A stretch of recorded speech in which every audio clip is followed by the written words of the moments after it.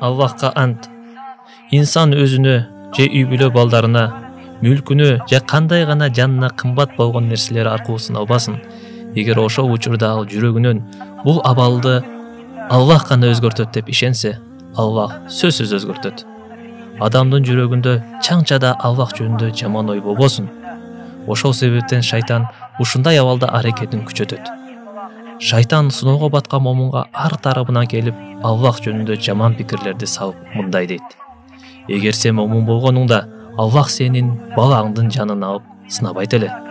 Эгер момун болгонуңда, Аллах кызыңдын жанын алып сынамак эмес. Анык момун болгонуңда, байлыгың жоголуп сыналбайт элең. Бирок Аллах тууралуу жакшы ойдо болгон пенде эч качан чөмүлүүгө батпайт.